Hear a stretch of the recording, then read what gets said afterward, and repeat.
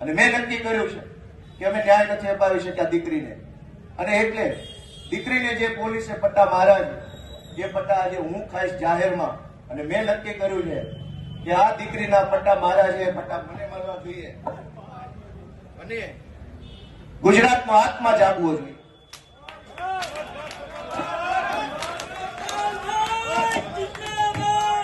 ગુજરાતનો આત્મા જાગવો જોઈએ. હવે ગુજરાતનો આત્મા જાગવો જોઈએ. મૂકી દો, આત્મા જાગવો જોઈએ ગુજરાત આખાનો. દીકરીને પટ્ટા કેવી રીતે પોલીસ મારે, મૂકી દો.